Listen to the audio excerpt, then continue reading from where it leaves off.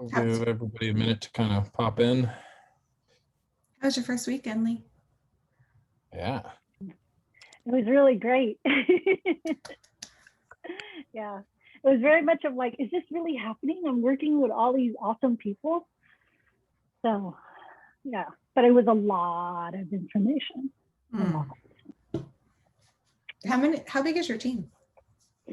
So front end is 4 people, or I'm the 4th person, yeah. But the company itself, I'm like employee number 16. Cool. Yeah, so very much like self-organizing, really connecting with others is very important. So it's the culture of that. Yeah. Good. Morning, Zenzi. Morning, James. Morning. All right. So Jessica's going to pop in a little bit later, it looks like, from her post in the channel. So we will just go ahead and dive in. So from office hours and the chats we had there, and then kind of just seeing what's been going on with the bountiful creation of issues, it sounds like you've all been collaborating a ton on how you're going to attack issue 14 or 13 or whatever we're going to call it. The one, as a user, I want the app to look professional and welcoming. From the outside, it looks like you've metered your time really well as far as balancing the kind of like design and what we're going to work on between, Figma and figuring out what the chunks of work are. But for demos this week, maybe you all can just in turn share what your process has been and what's worked and what hasn't. So like a weird mix of demos and retros. And I guess a focus, like my post in the channel, is let's make sure that as we go, and then we'll go through the issues and just kind of see how you're prioritizing them, because it's easy for this thing to balloon out into all the super awesome things that we want the CSS and the new design changes to implement. But we do need to be cognizant of, we only have a week and we don't want to go over 5 hours. So I am, let's see, I don't know. Anna, you want to tell us a bit about what your process has been this week? Sure. First, we had a meeting with everybody so we could just talk about how we were going to conduct this. And we have Google Docs where we just wrote a bunch of stuff there. And that was our kickoff. Then we moved to Figma and we started just sketching things there. And James had a very good first wireframe. And what I tried to do was just change things around and try to make them work and see how everyone felt about it.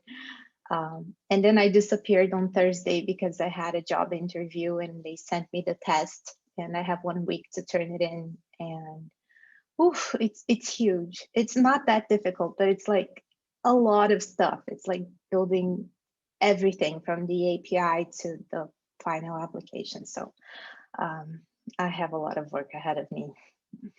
So I'm just gonna do my best to contribute and keep working on this, but it's going to be a tough week. Well, definitely. I mean, there's a history of people, nobody's going to do the challenge for you, but certainly in the TCL channels on Slack, you can hop in, hey, this thing's stumping me, or how would you approach this? And certainly get, even reviews on it. So this is kind of one of the best things about TCL is you're not alone in these scary things because they terrify everybody, including myself. So yeah, as if you don't bash, like if you do hit a thing, like you're saying, it's not that hard, but if you do hit a thing that you're, spending more than 15, 30 minutes on and you're not making headway with Googling it, like you got a lot of people out here who want you to succeed. So thank you. Yeah, so reach out. Cool. Zenzi, I saw you were kind of instrumental in the creation of the issues and the organizing there. Do you want to share a bit about what the process has been for you? Where y'all are at now? Yeah. So earlier in the week, yes, it was very much focused on design and just getting it to look in a way that was pleasing and functional.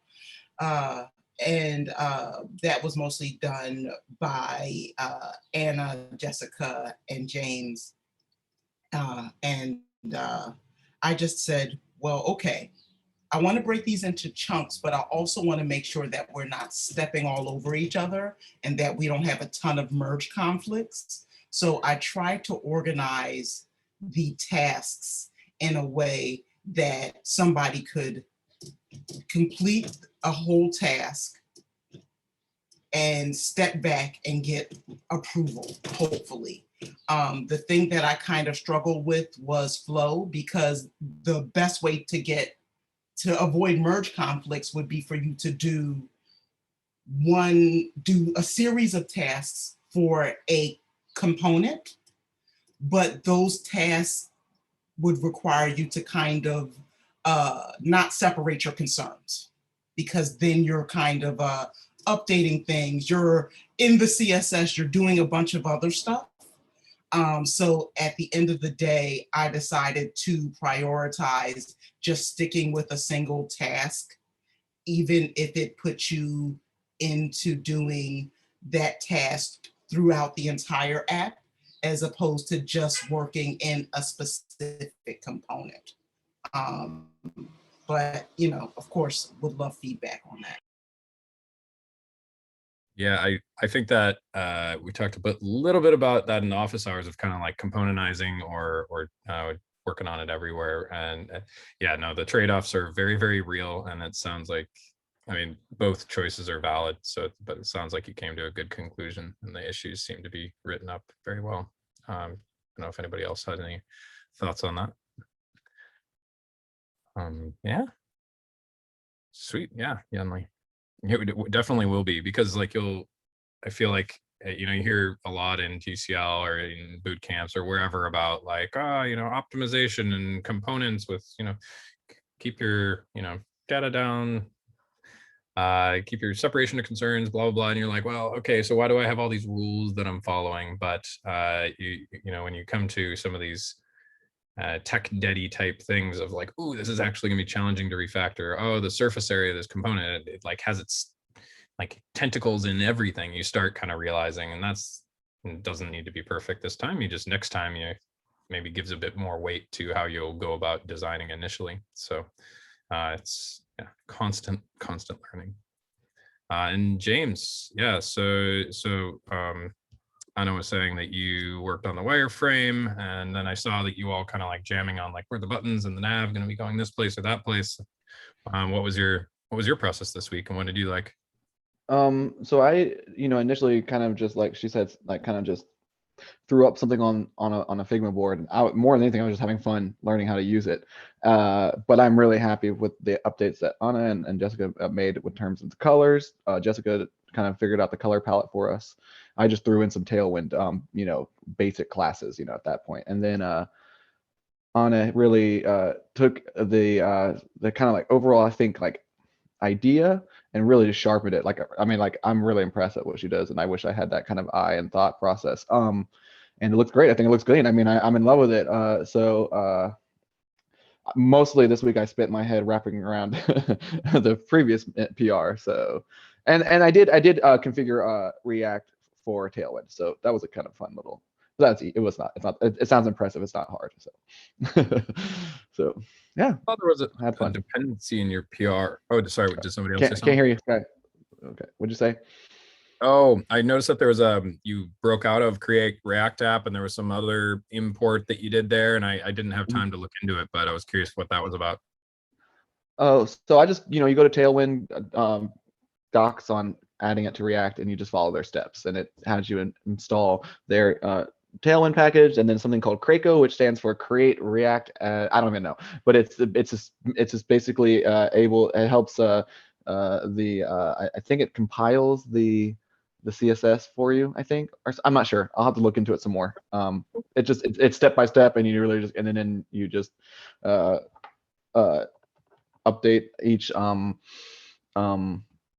thing that it has. You have to touch index.js. I think you have to touch you have to add a couple of config files. It's not hard. Cool. Sweet. So Crackle, so I recently learned about Crackle too. So we use it at our new gig. So it's explained to me that it's a package that you can use create React app without ejecting it from the React scripts, so that you can configure it for certain things, but you get all the benefits of create React app. So yeah, and I think Tailwind, the way they need post-processing stuff, that's where the new configurations come in. So for my gig, it was like we use less. So yeah. Cool. Thanks. So kind of extending out here. So you've got the issues. There was some talk in the office hours about like what work would be appropriate. But at that point, I don't think it was chunked out the way it is neatly now. How are you going to decide to not only like which ones you're going to work on, but there's more issues than people. So how are you going to divvy them out and then, or rather first prioritize them and then second divvy them out? Keeping things achievable is the goal.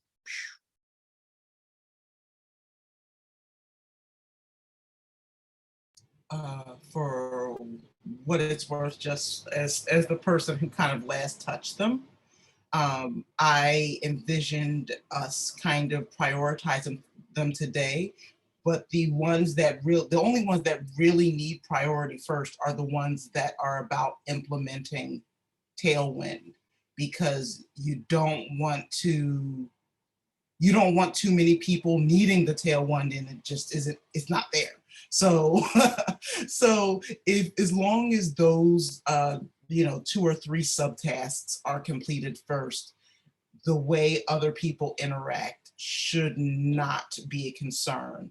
And I think that I made notes in the tickets that either were needed to be done last or might be affected if you didn't do the Tailwind first. Okay, cool. So I see that, yeah, you and James have the configure React for Tailwind. So that can be merged just after the PR for issue number 12, or whichever one we have hanging out there. Yeah. So okay, that's cool. And then after that, is it this create Tailwind button? And it looks like there was a brief discussion in the design thread about creating those components and having them be reusable within React. So if we're going to do that, that should be done right after you implement the Tailwind. So because otherwise nobody can use them. So those would be kind of tickets 1 and 2 respectively. Well, that seems sensible. I guess we'll just have to have somebody lead the charge on that particular implementation so that people aren't blocked for the rest of the week. Cool. So what I guess next steps are getting the 2 PRs merged, and then is there just going to be an asynchronous collaboration somewhere for kind of you do this one, I do this one type doling it out? I'm thinking we can do that near the end of this call. So like do the learning module, and then when hopefully Jessica will join, and then try to at least address what are the first 2 or 3 issues we should do and have them assigned. So then, and then after that, it can kind of build. If that makes sense. Good prompt. Yeah, it'd be good to get Jessica, get her weigh in on it as well, because I know she was working quite hard on this kind of organization this week with y'all. Yeah, let's dive right into accessibility. And as I was thinking about this yesterday, how we go about this, we have some slides, and I have some experiences of my own and my own opinions. But at the same time, it reminds me of a couple of weeks ago when you all were implementing suite alerts, and you were using various testing websites, and I remember not knowing the names of those sites or exactly what was being done there. So I'd love for this to be, well, we're going to kind of go through the slides. It's not going to be so rigid. And so as we hit any topics, like, feel free to interrupt me, because I'd love to not be talking at you, but having more of kind of a, oh, actually, we ran into that with this website, or, teach me, because to be honest, accessibility has always been something that seemed important to me, but it's never, just for whatever reason in my job, it's never been a core focus. Outside of, we had some issues at Intercom with our little chat messenger where, like, our tab, it would not follow a logical order. And so we had to fix that. But we had an in-house expert that was in accessibility who went and kind of, I guess the pattern was that they kind of did a little bit of sweeping up after us to optimize things. But it didn't exactly help us become better ally people. So I'm certainly not the best, I'll admit that. And so I would love anybody chiming in, from collabbies to mentors, on what's best or what you've experienced. So without further ado, I will share my screen.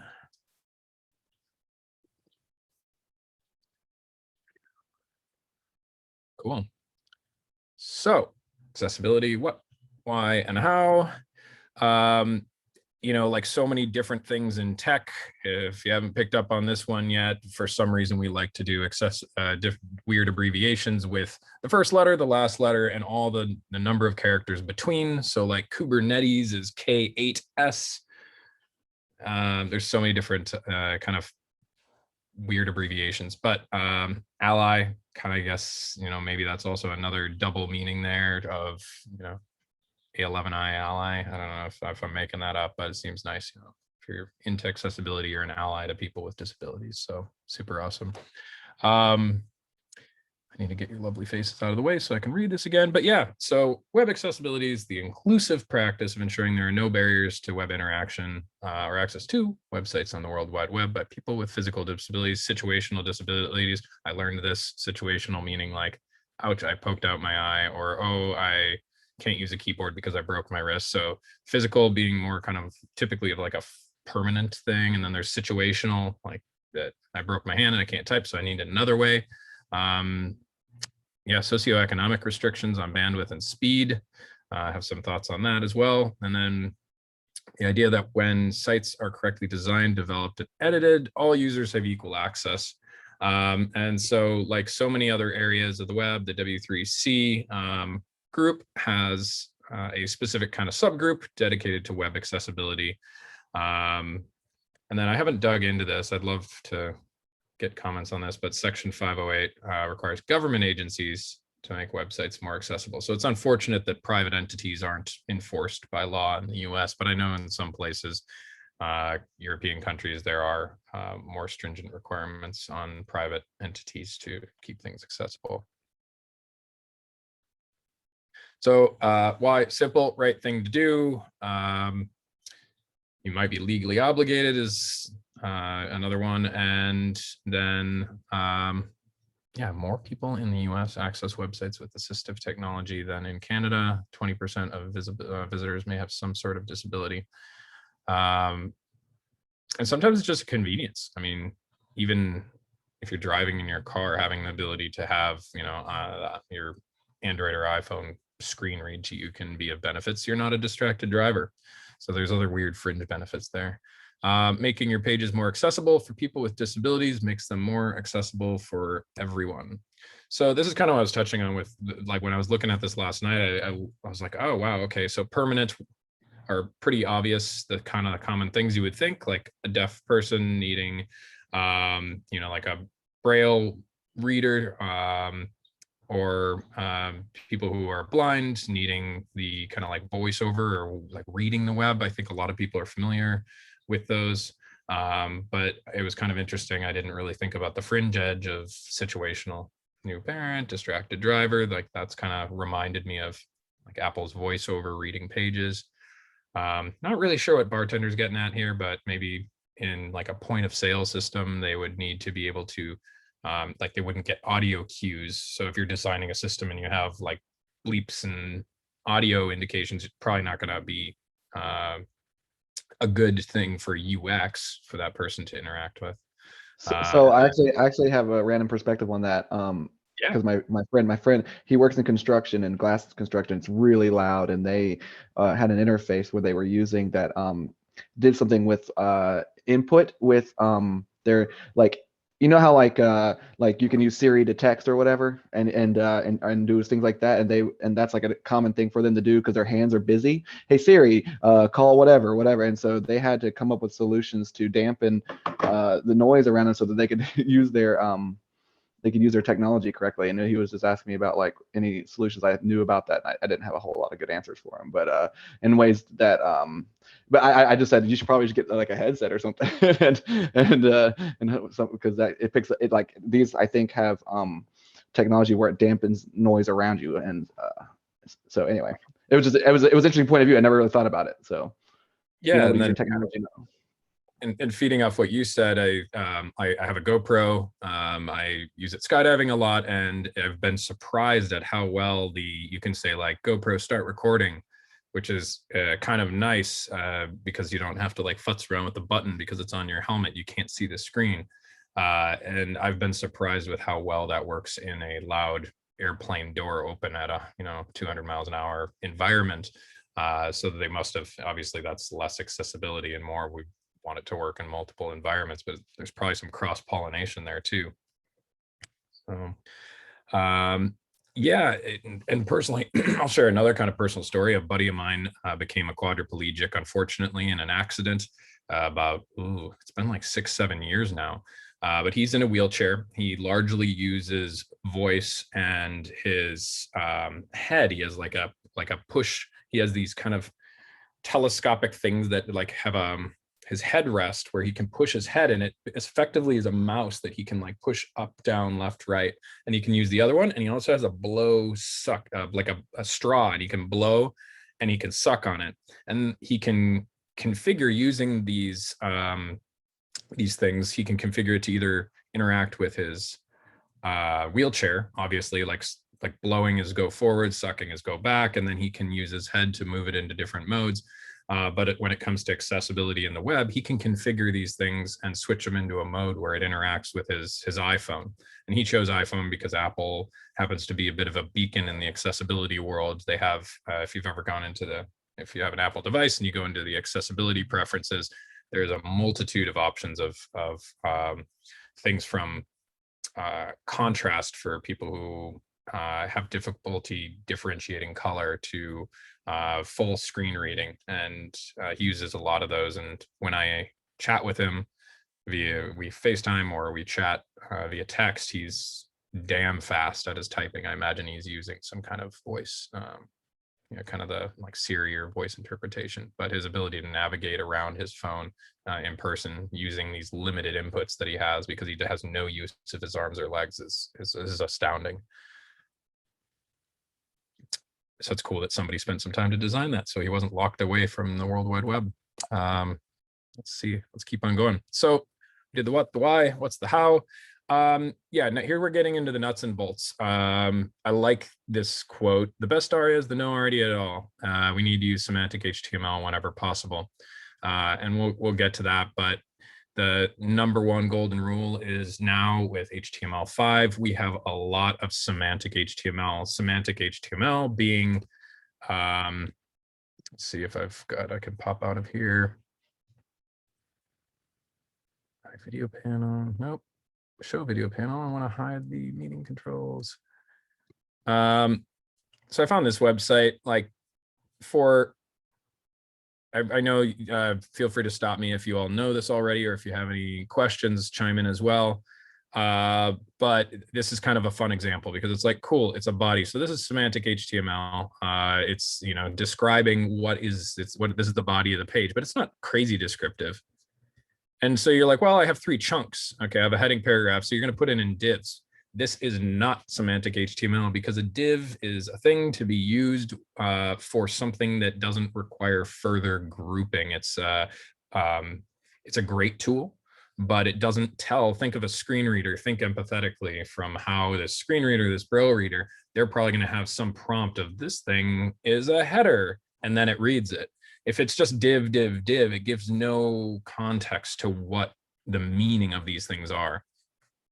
And it gets worse. So you do it, the problem, and I've been guilty of this, and I go back to that intercom messenger thing, we had to go rebuild a lot of it was, or just change out a lot of our divs for semantic HTML, because what we would do is exactly what's coming up here is we'd have divs, and then we'd have really fancy CSS that would make things look like a header, be bold and big, and then, or small and descriptive, or errors, and adding all those styles don't get screen read.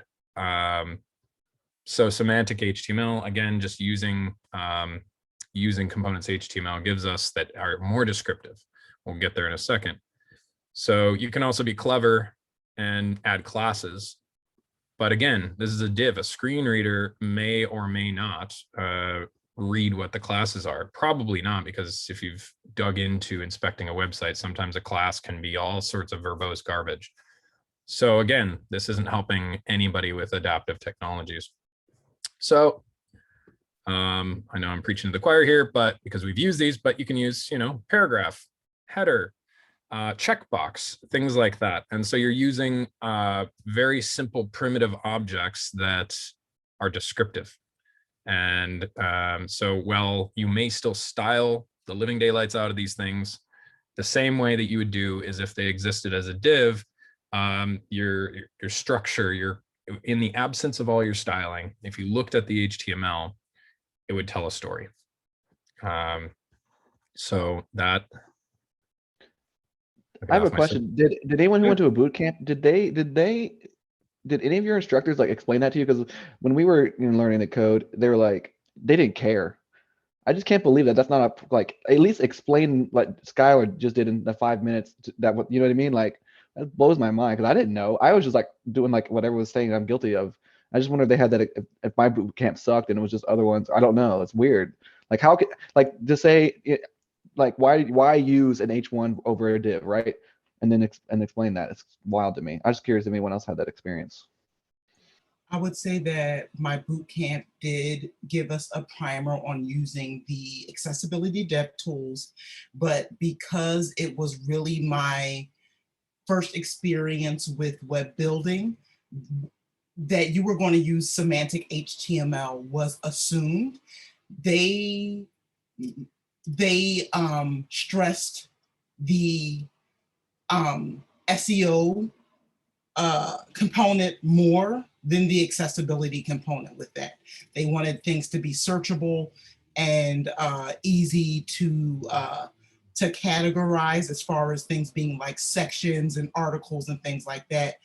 And the accessibility part was just kind of a nice feature as opposed to the primary feature. Does anybody else have any experiences with it?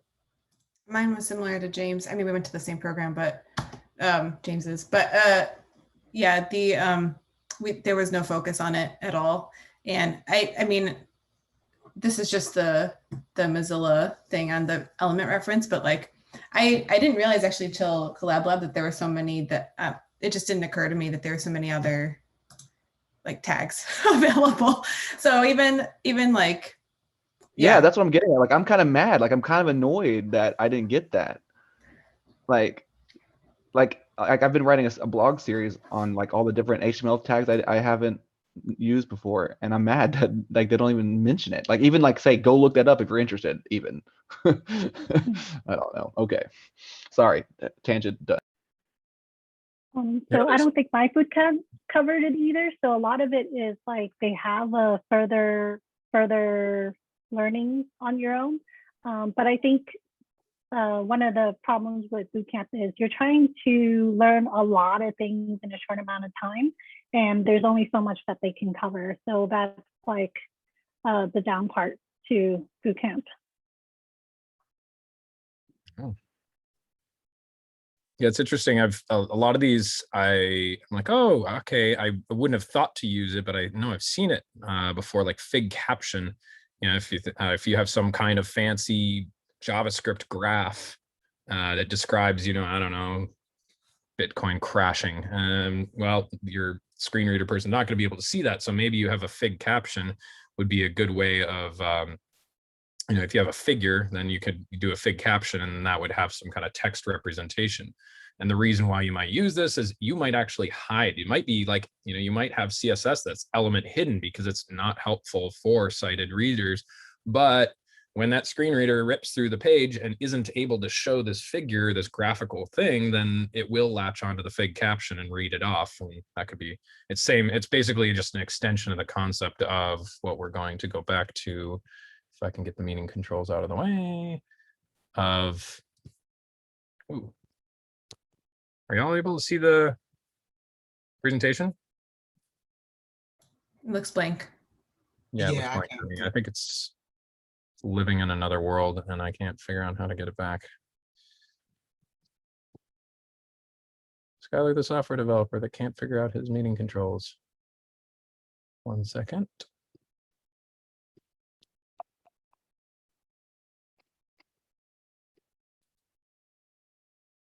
All right, bring that back up. Okay, you have it now. Sweet.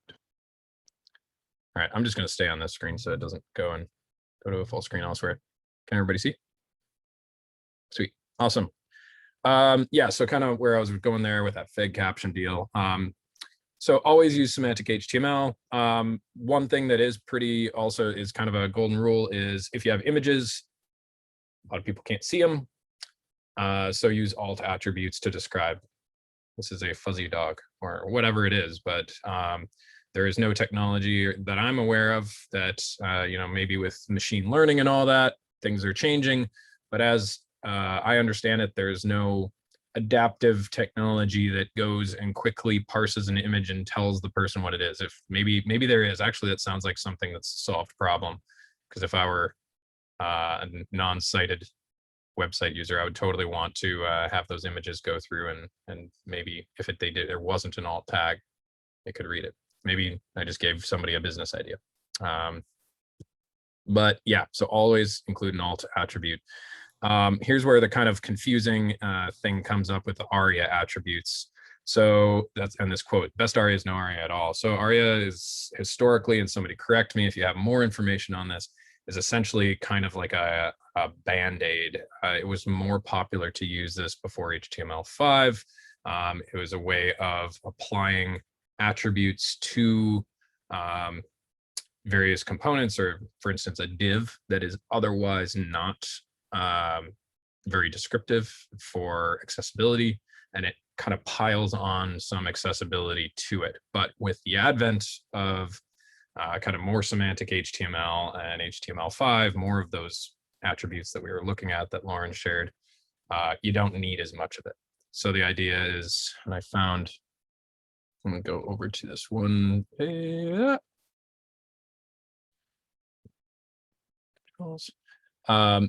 Back to the same example here, using ARIA. Let's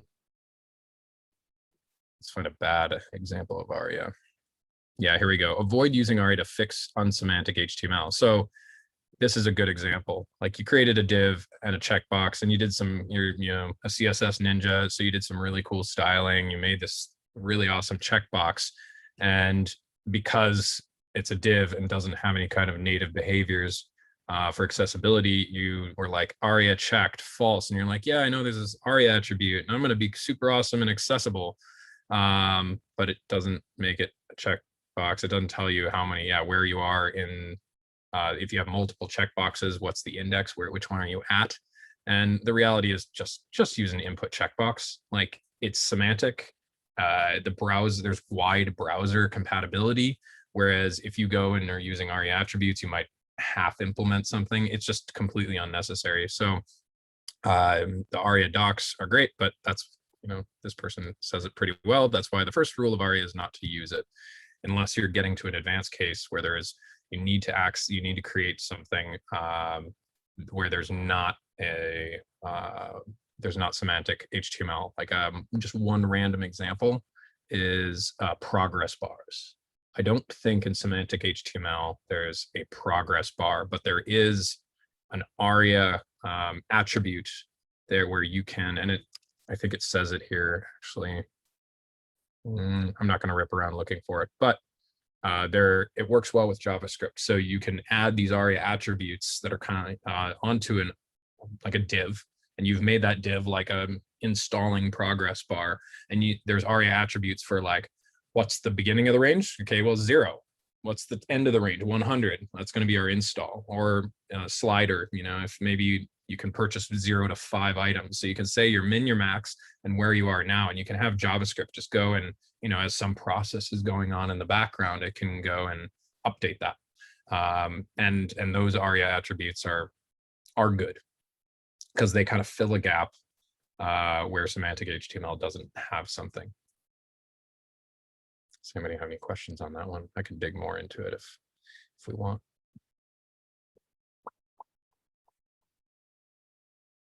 Okay.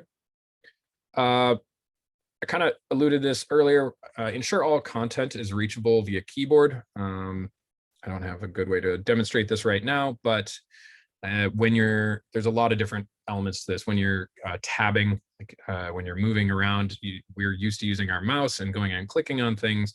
But tab order and being able to navigate with your keyboard is important because that's how a lot of accessibility tools work. Because as it turns out, it's easier to do kind of atomic things like tab or arrow than it is to move a pointer. We don't even think about it as sighted and able people that are able to use mice, trackpads, whatever, but moving to an XY coordinate on a screen and clicking on it is a lot harder than tabbing to kind of a sequential list or going up, down, left, right. Where this gets interesting is, I don't know if y'all have dug into Grid, Flexbox and Grid, but mostly Grid is you can have your Semantic HTML because you've developed your website in a very semantic way and have things ordered.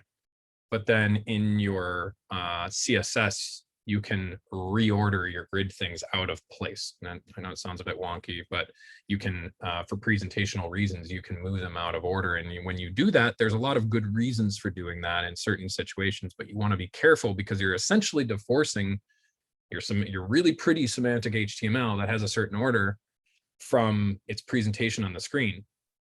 And an impact of that is when you go tabbing, instead of going image 1, image 2, image 3, image 4, image 5, image 6, it could be like image 1, image 2, image 3, image 4, and it just bounces around.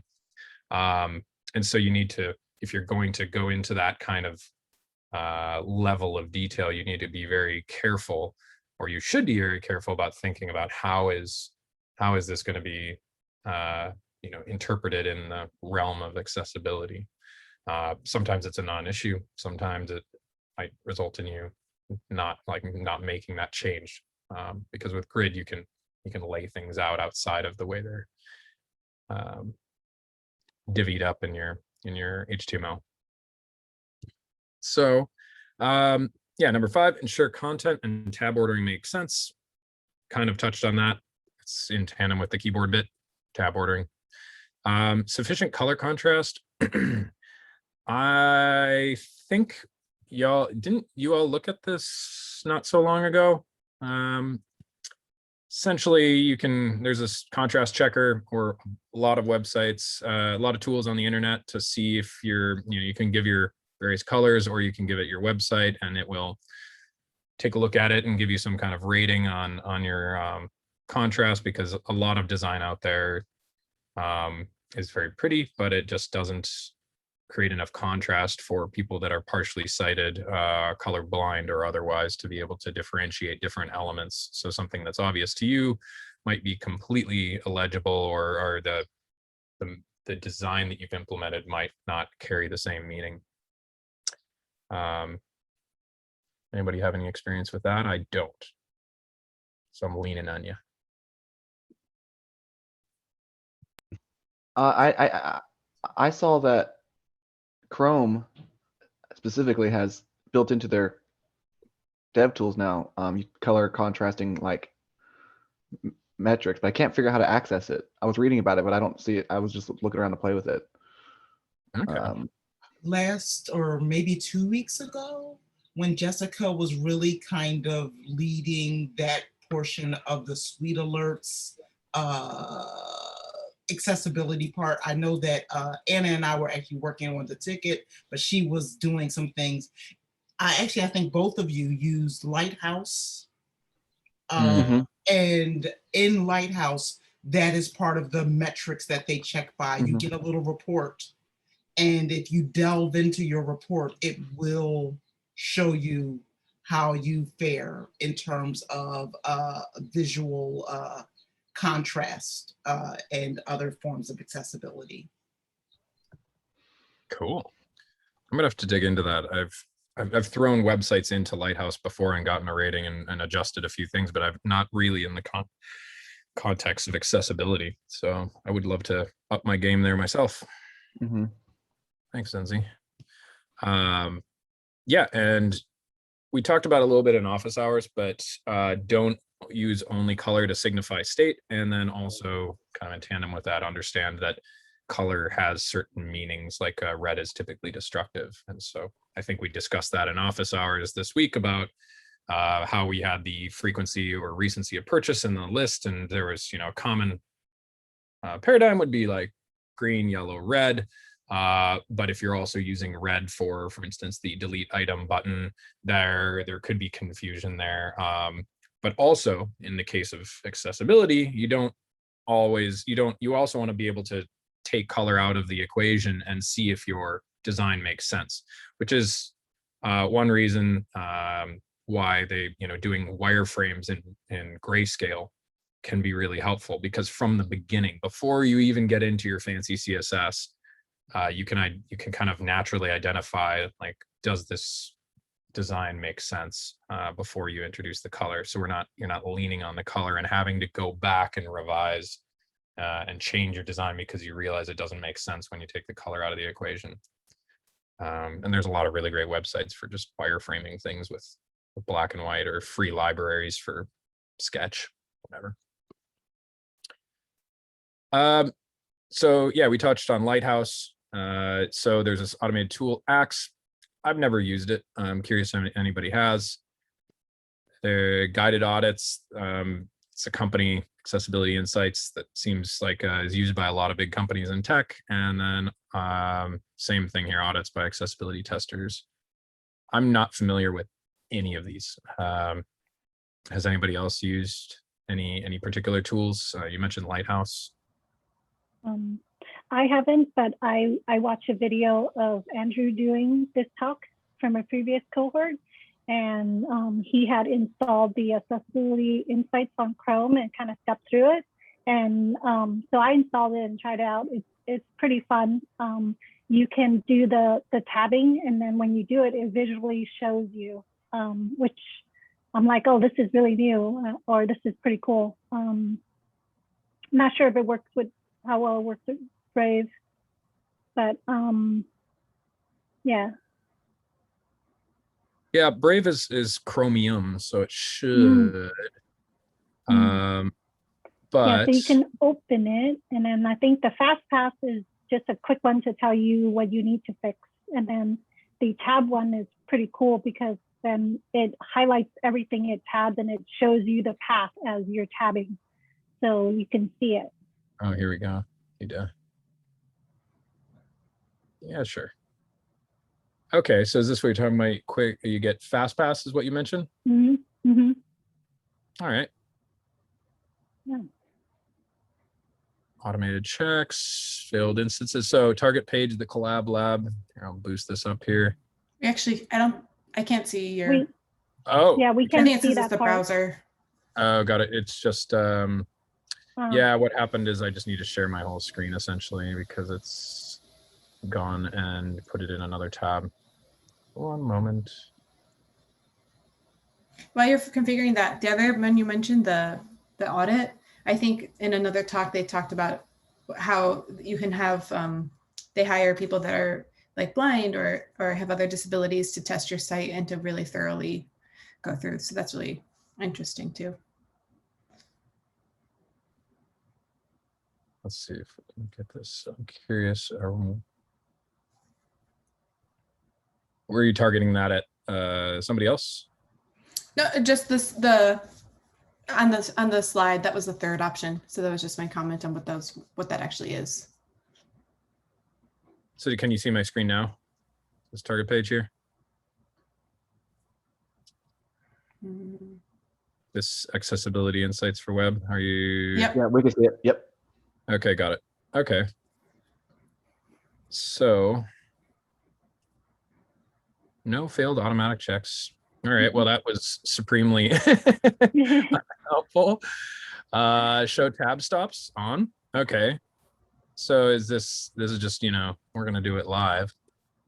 Okay. Yeah. So I'm So just isn't that tabbing, neat? back tabbing. Cool. All right. So I'm guessing that's interesting that it arrived here. I wonder if this element, I'm just going to go off the rails here. Okay. We got a title there. Nice. So we were here, then we went down there. Okay, that's interesting. So the next actionable thing, I guess, is a link to this person.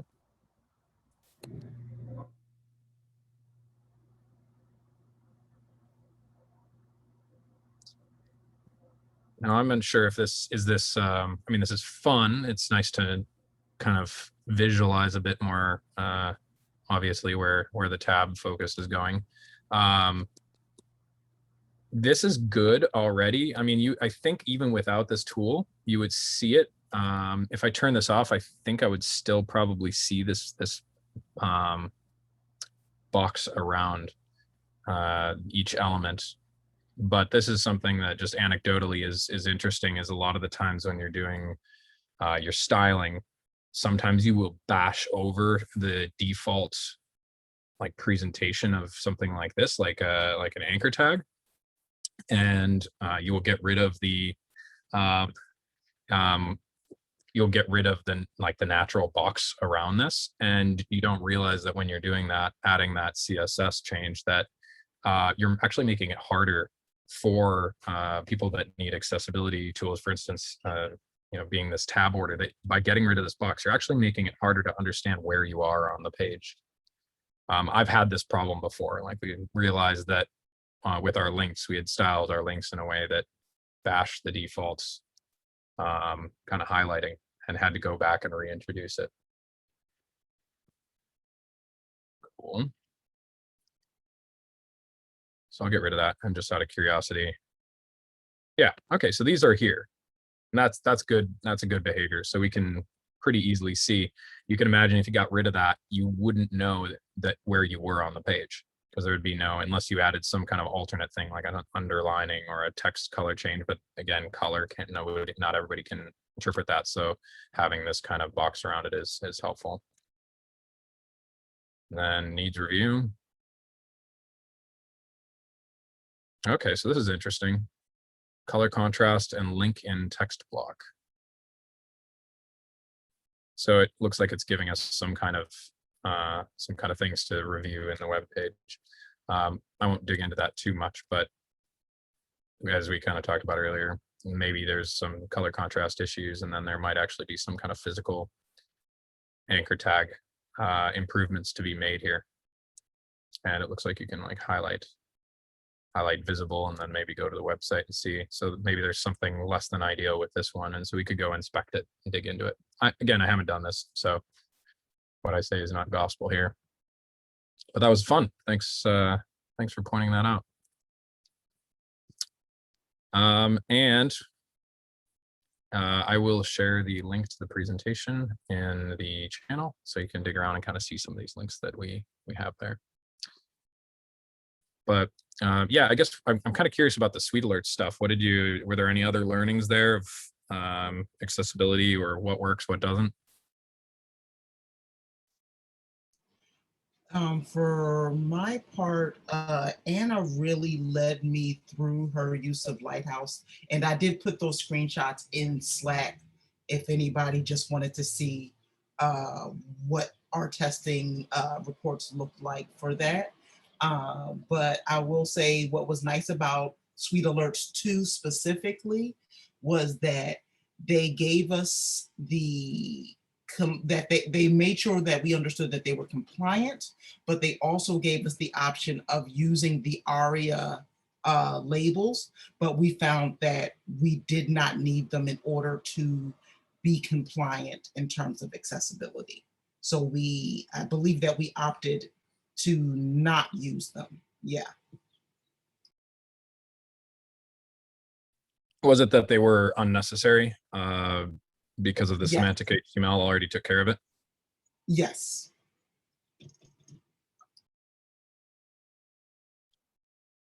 Nice, James. I like your mea culpa of like, oops. And I've done it too. I think a lot of people do because it's something that doesn't seem pretty. And you're like, oh, well, I'll just, border none, get rid of that. Yeah. And you don't realize so, the impact. so bad. I just don't like the way it looked on iPhone, to be honest. Yeah, and I think there are, and I can't give you the prescriptive answer on it, but I think there are ways where I don't think it's a forbidden don't touch this, but you can restyle them, but then when you're doing that, you're kind of opening up Pandora's box, because I think the defaults use some kind of like sane browser defaults, and then if you're going to go and start messing with color, then you got to worry about contrast and visibility, blah blah blah blah. The laundry list goes on. So yeah, so that's it for accessibility, unless anybody has any questions. It seems it's not one of those one and done things. I think it's a constant kind of constant review. It's like, you're basically view your HTML, view your web application as kind of a work in progress as far as accessibility, because I feel like even if you're getting 100% on some of these automated tools, there are probably loads of people that are going to find issues with your layout, or in some ways that it's difficult to navigate your page. So always keep it in the back of your mind, or the front, hopefully. So looks like Jessica might not be available yet, which is okay. I guess what do we have for items? Yeah, we can move to issues, just to at least make a priority for the top ones, have them assigned. Does that sound good? Let me share, and then let me know if you don't see my screen. So one way that I'm looking at it is, this is issue of the UI one, and then when you scroll to the very bottom, it shows all the ones that are associated to this one. So I mentioned in Slack where the umbrella or the parent issue cannot be closed until all these are done. But we can negotiate that this week, because one, let's make sure we want to get the app to a good state for next week's demo, because it'll be our last one. And but I don't want all of you to overwork yourself and go crazy, because you can always come back and add to these, right? So let's start with, among these issues, which well, one, let's decide, do you want to pair this week, or do you want to work on it individually? Like, what works better for you? This whole exercise is to be self-organized and do what you need. So one, do you want to pair, or do you want to work by yourself? I think this week I'm gonna have a really hard time setting time for pairing. So I might be better off just tackling some of these on my own, just going on Slack and letting people know how it's going. Okay, that's good. Okay, so I will need your team's help in terms of deciding what are the ones that need to be done first, and who wants to do it, so that it unblocks for everybody.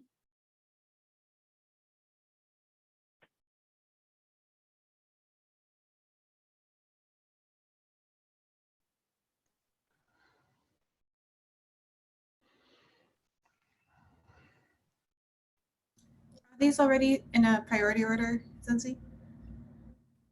No, I did not do that. That sounds smart. That's why I didn't know if you already had something in mind since I asked. I mean, I just in my mind, it's really the Tailwind implementation that James has already started, but I believe has not been approved yet, is like step one. And then just confirmation that everybody wants to use reusable components for buttons and input fields. And that would be thing two, if that's the road we're definitely going down. Okay.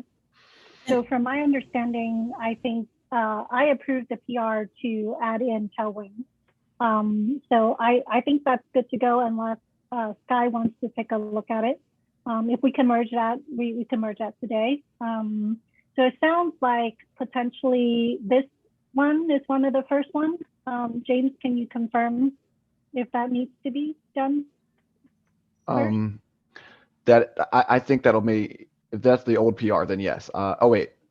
No, these are the No. new tasks. Oh, okay. Yeah. So I'm gonna be 100% honest. I'm not like super comfortable thinking that I could create this reusable button component because I don't typically break down my apps that granularly. So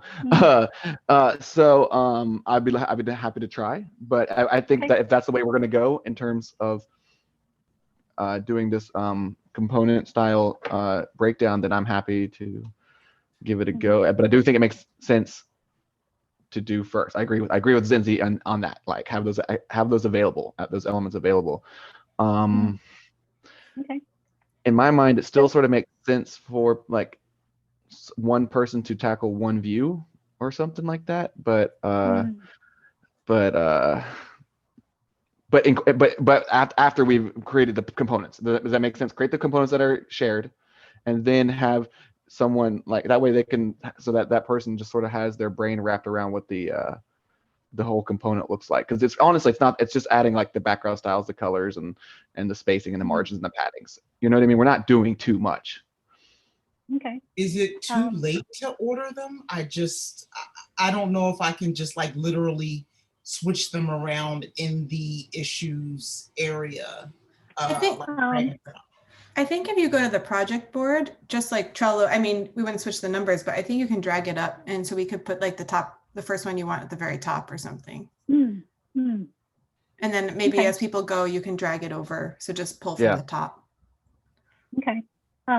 So one thing about this to-do board is there are some things that are labeled as bug or refactoring, which maybe we should go through and move it back to not to do, so that we can clear this up and people can look at this and identify, oh, what are the top ones, and they can pull from there.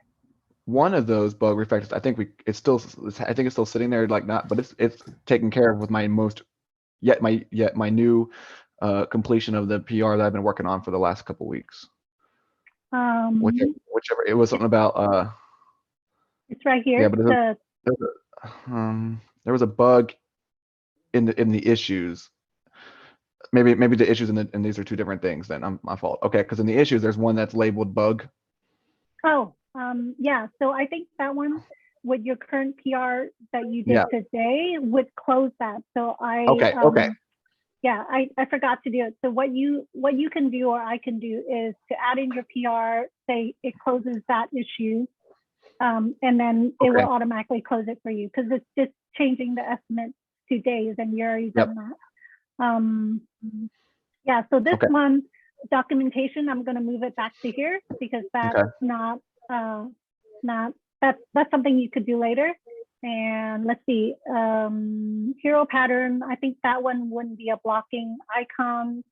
So this would be more important. We can move it higher up. And so Tailwind stuff is higher up than the token. Hero pattern, I think that's okay. Update name and verbiage, I think that can be a little lower. because it's more of just a text change. Mm-hmm. Okay, let's see. So consistent navbar stuff needs to go a little after. And then Fleet Alert, where's Fleet Alert? I think this can go a little after. Mm-hmm.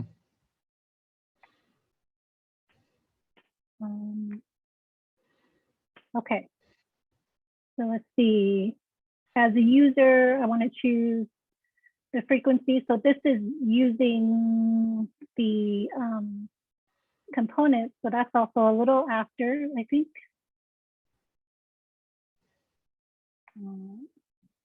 My screen is not big enough. Let's see. Okay. So now, if we look at it, this one would be one at the top level. So everybody's kind of okay. So here, is it okay to put James on this? Yeah, sure. Let's do it. And then Anna or Zenzi, do you have anything you want to work on? It does not matter to me, but I did want to confirm with James because he has a little bit of Tailwind experience. Mhm. The padding, spacing type of stuff, is that within the Tailwind space or is that Yeah. outside just in the general? Nope, it's all in there. Oh, Okay. And just on that point, I found that 5 and 10 in terms of like when you talking about the like you'll do like P dash a number and that'll be padding whatever. 5 and 10 seems to be a really nice in terms of spacing between elements. Just if we want to be consistent with that. 10 between main elements and 5 between grouped elements. So for example, a list of things like 5 would be just it looks visually nice to me. Like it would be like P5 and M10, if that makes sense. So can I make a suggestion for, I think maybe it would be if people go in themselves to assign, that might work for this week since the schedules, it sounds like people can attack it at different times. So maybe someone that's free earlier can do several in a row and then the next person that's free can take up the next. But I think we should really quickly discuss the merging, because if we were merging and making a PR for each of these, I think there'll be a blocker for how fast you can get through. So Deanne or Sky have thoughts of like, should it all just go into one branch that everyone's pushing to? It would be harder than for reviews to know who needs to fix it, but I've got a couple thoughts on it. I mean, I like that idealistically, that's great. I'd say that maybe because it's not a pattern we've followed, it's going to be, it could get out of step as far as people getting confused when they've pulled down a version and they're adding a commit, but then when they push up, they don't have the latest. They haven't gone and judiciously ensured right before they do add their work. They're not pulling the remote version of the branch. And then it introduces just complications with merge conflicts on each commit. So I'm like a little worried about that, even though it does at face value sound better than pull request merge commits. I guess that's why in office hours, I was trying to see if we could do this, if we could componentize things like, somebody's working on the button. So extract that and it sounds like we've got one of those, but we're kind of, because that wasn't built into the app initially, that it's like a chicken egg thing. It's going to cause more pull requests or more merge conflicts initially. So even though we're going to have merge conflicts, I'm kind of leaning towards pull requests here. Could be some additional practice in dealing with merge conflicts, but I think we're going to hit them either way.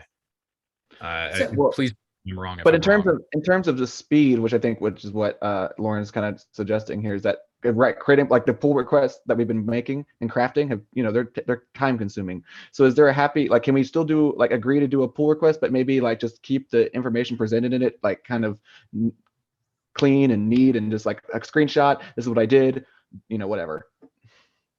I mean, that in the interest of yeah, don't overkill, like before, after, Yeah. Ship it, could be good. And you don't need to wait for mentor even at this point. I wouldn't say even mentor Okay. reviews. Definitely get a peer review. I mean, you have to have a Yeah. review like that, like Right. no merging, no YOLO Right. No, merging. but if you're saying that the power can be within us to like sort of agree on that, then Yeah, and so yeah, because the previous PRs have been meaty and have taken time and review back and forth and a lot of kind of description, I think that we're in a different phase. So yeah. Okay. don't get stuck on the old. Look at kind of just like actually exercise that quick muscle of like, all right, cool. I'm gonna like create a branch. I'm gonna commit some code. I'm gonna push it up and do a pull request. I'm gonna paste in 2 screenshots and then I'm gonna tag some people for review. And like, bam, you're done. And I am Okay. ship it. Right. And I guess maybe just with that, as everybody can kind of commit to within their availability, when you start, if you're going to dive into some TCL stuff, maybe see if a pull request is open, and if it's something you can just take a look at and unblock somebody else. Right. Yeah. And we just got, go ahead. oh, I was just going to say, I feel like the ideal world would be that we created from main, like a separate like styling branch.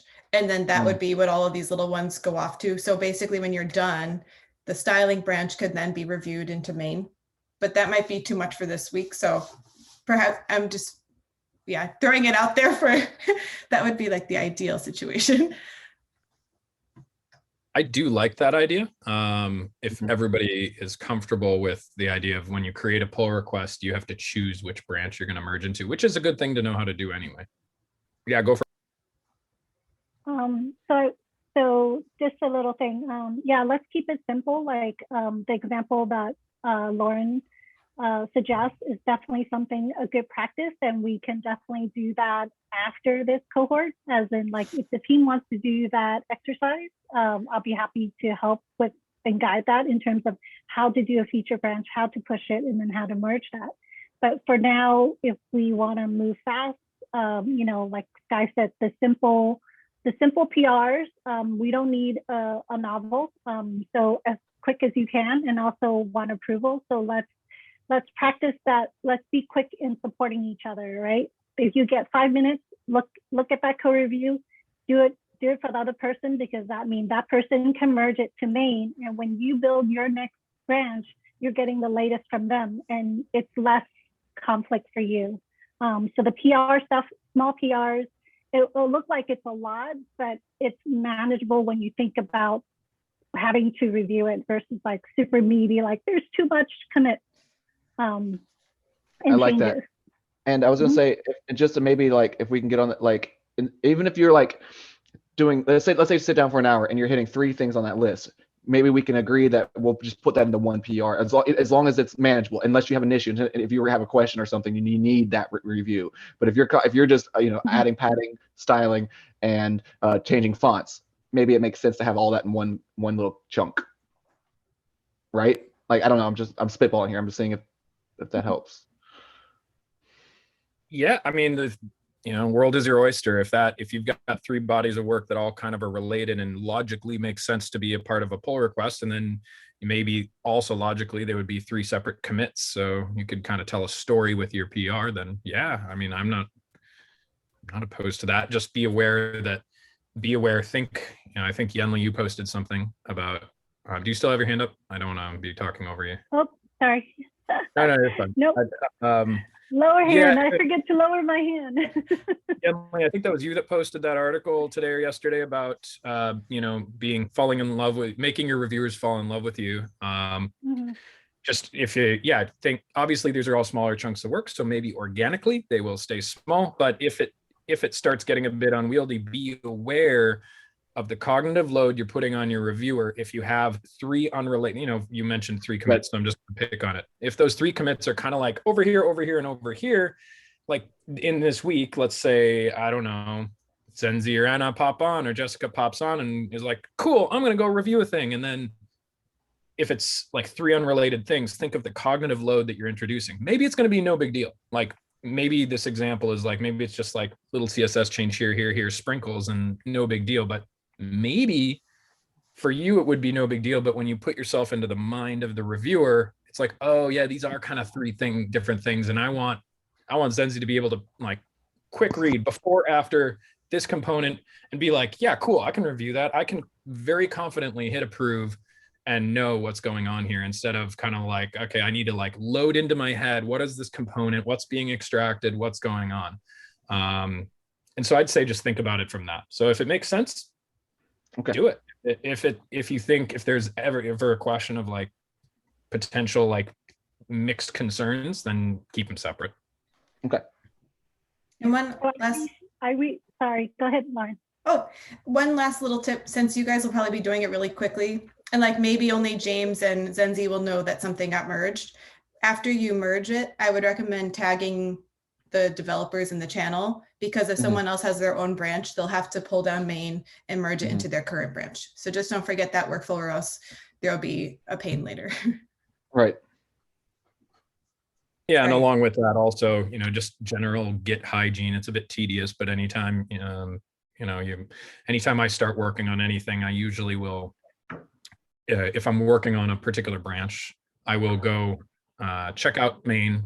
I'll pull down the changes, and then I'll ensure that I incorporate those changes in. And it's all personal preference, but just you finding whatever routine, or before you push up, or right when you sit at your computer, just ensuring that you have the latest kind of freshest, so that you aren't operating off of old code that maybe already has some changes that you would be implementing. So usually that's why I do it on the front side. Okay. Yeah, same. I'm proactive about making sure that my pull request or anything that I'm doing is getting the latest from main. So I try to resolve a lot of the conflicts before it even gets to like final stage. So work that into your, if you have a practice of having that in your workflow, then it saves you a lot of problems later on. So we're and then, oh, sorry. Sorry, Sky. No, go. I also share the how to scope down your PR. So that one written by Sarah Drasner is really good in terms of how to make it a meaningful PR to send. So definitely review that before you do your work. And now I'm done.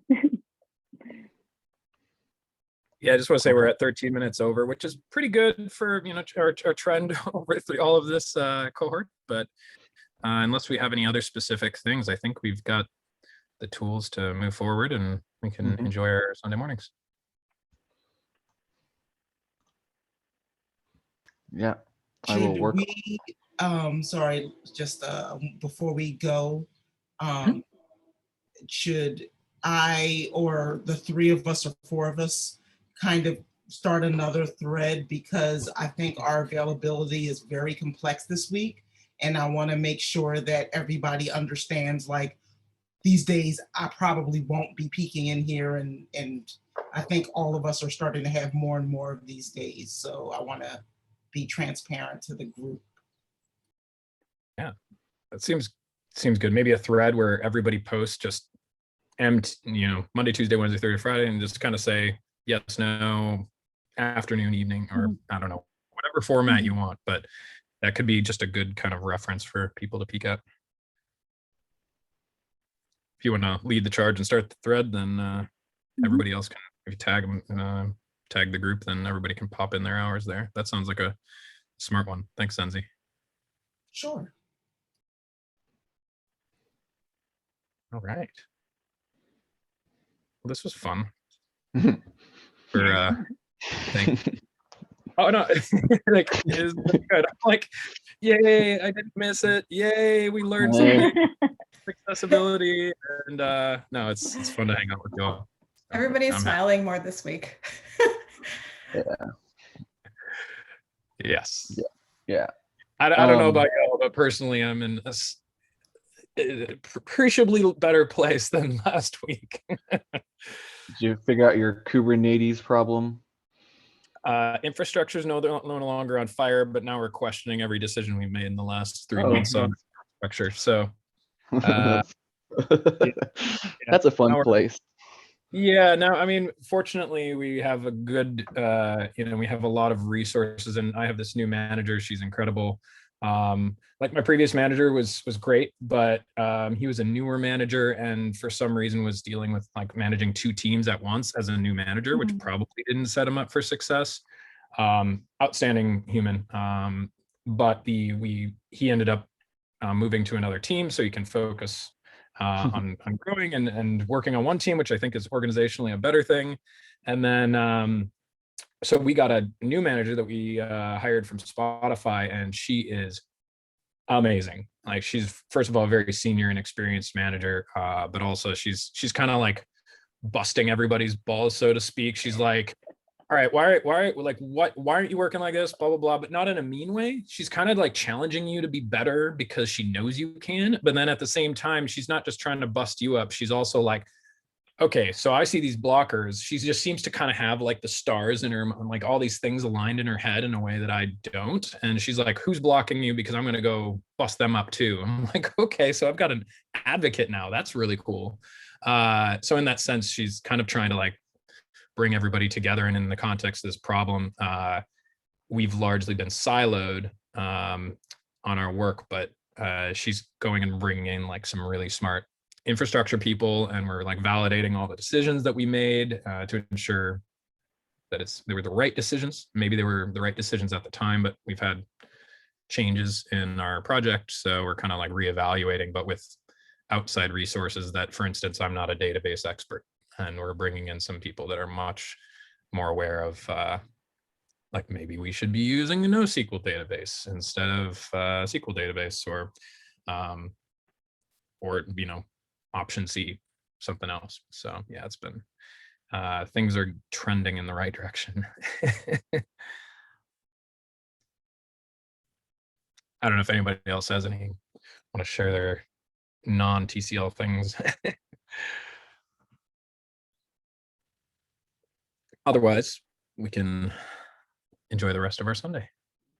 Yenli, I was late to the call. How's the first week? I heard it sounded stressful, busy, good. Oh, it's a fire hose of information, but it's really great where everybody's very helpful. And one of my team leads is like constantly telling me like, I'm so glad you're here. I'm so glad you're here. Oh, that's nice. Like, I'm so that's a good feeling. Yeah, so everybody has been really great, and it kind of speaks to like what Sky's saying in terms of when you're looking for an engineering manager is one that knows how to be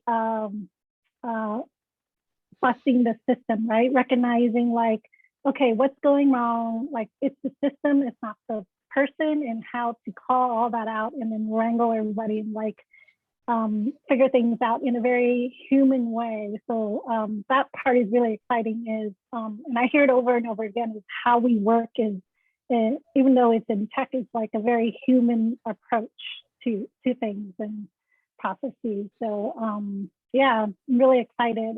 Good. Partly scared because, you know, 80% of the tech I've never done before. And I'm like, yeah, I'm going to be making having discussions about architectural decisions. And, you know, you'll always be learning.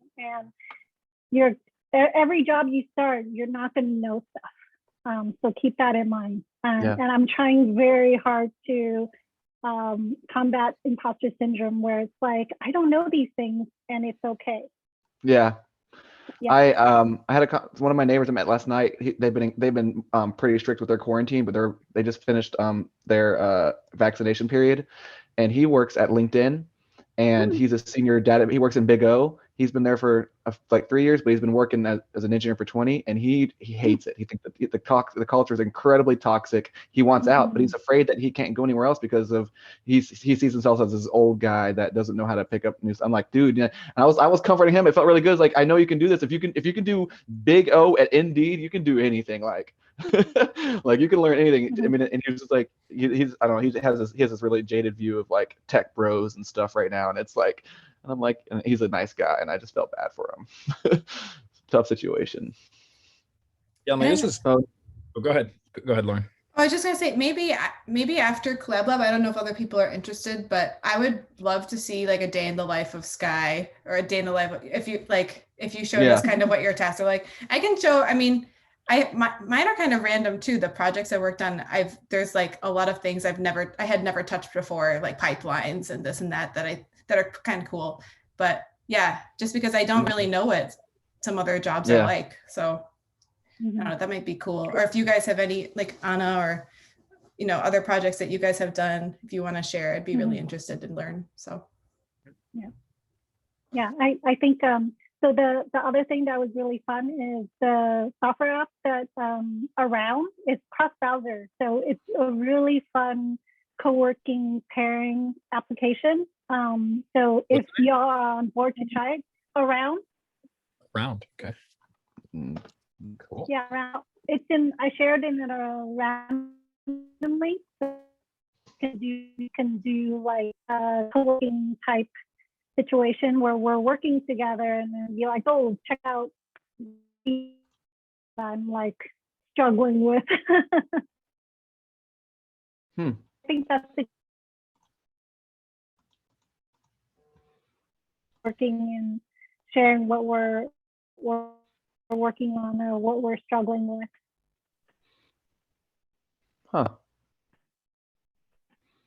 Cool. Yeah, this website looks really neat. I was going to say, it's exciting actually that you're getting to work on kind of a whole new stack, a whole new set of tech, and it certainly can be overwhelming. But I guess the theme there that I'd like to kind of highlight is like you've got the skills and the foundation, and you've worked on, if you've worked on a few different projects, it's not about the techers, it's not about the language, it's not about the framework, it's about how you approach those things. And so I have every confidence in the world that you're going to be able to, tackle these new challenges with new techers without issue. So I'm super excited. Yeah, a lot of it is mindset and communication and the people you work with, right? So that's why when you're interviewing and looking for opportunities, really look for those. Any red flags, like the whole point of this is, you have the right mindset for learning and teaching, and the team welcomes you in that way. Like you can learn all this.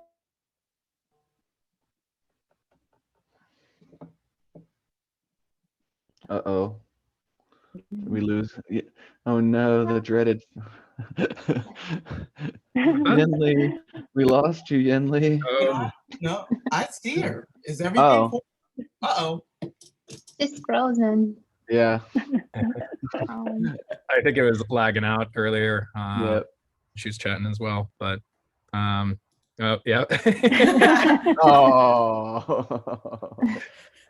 Love it. I don't want to like I don't want to share because I don't want to jinx myself, but someone from our alumni name at all? He went to Flatiron. Do you know that name? Ever met him before? Heard of him? Can you say speaking of glitches, you Mike? glitched out. Mike. Oh gosh. Okay. Micah Bowie is a alumni from Flatiron. He graduated a few months ago, so I don't know if you're in touch with people at all there. But he reached out to me. He saw my tweet about getting rejected from the last job, and he works for a company called Measure, and they're 100% our same stack that we learned at Flatiron: Ruby on Rails, React, all that. And he said that they're hiring, and he's not a hiring manager. He just put me in touch with their HR person, but I'll find out more next week. I know it's a company, and I sat on the phone with him for like 2 hours, and we haven't spoken in person. We just connected because of LinkedIn and Twitter and but anyways, he was the nicest guy, and he said the culture is amazing, and he loves it. And they're like, there's the right amount of like mentorship and opportunity to grow within different spaces. Like if you want to touch machine learning, you can go jump in some Python meetings with them. And he said that he said it's great. So I'm really excited. I'm knock on wood. I have a lot of wood right here. So do we have a channel where we can like share opportunities if we find jobs? There is and like the overall Collab Lab. There's like a job searching. Yeah. Zinzi posting there mucho. Yeah, so I was very intimidated this week because of the job interview, and it's a huge company, and I'm really scared. But I was talking to my husband, and there's this one thing that he keeps saying is that everything is scarier from the outside. And he's been working at Apple for 6 years now. And I remember when he first started, it was like this huge, scary thing, California, the smartest people, big tech. And now he's just like, meh. So Right. I think right. whenever you get familiar with whatever it is, it becomes less scary. So I think it's just a matter of time. It needs to sink in. Yeah, I always try to post in there just because a lot of times you happen onto things that, and especially if they're not on LinkedIn or something, you might fit the niche of somebody with really good culture that's not some big FANG company. And, you know, it might be something, especially if I see something where they explicitly say they're looking for people who are boot camp grads or self-taught, because it can be intimidating to just pitch yourself up for a job when they've kind of left you out of the ad. So like, where could you fit in the company? But yeah, like I had already decided not to apply for anything as a developer. So it's just like, you're not in competition with me. So I'm like throwing it in there. For sure. It's amazing how that networking stuff works. And see, like, James, if you get that job, you can be like, oh, do you need others? I know a couple that I've worked with closely that. Right. Yeah. And that's when after this latest rejection, I completely changed my mentality. I had like a kind of a revelation. I've just been so bold and loud on LinkedIn. Like I'll search for jobs that I'm interested in, like the text and stuff, or I'll look at the culture of the company. And then if that job listing has somebody attached to it, I won't even apply to it. I reach out to them. I say, hey, I'd like to connect and I'd like to learn more about this opportunity. I'm really interested in this position. And I've getting a lot of traction that way. And I'm doing the same thing on Twitter and stuff, reaching out to people who are, CEOs and whatever at various tech companies and stuff. And it's just a very different way. And I'm not getting any traction doing it the old way, hitting apply. So now I'm just going to be more bold and take care of my mental health more. I'm not going to sit there and write 40 cover letters a week, and just this way I'm just going to sell myself more on I don't know, that like you were mentioning, that networking side. And yes, and you're 100% right that I do know a few people that I would immediately suggest, because I know there's a lot of good people in my cohort are still in the same boat as me. So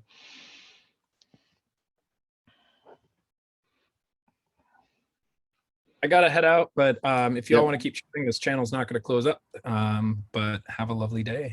This was a really fun one, so thank you all. Yeah,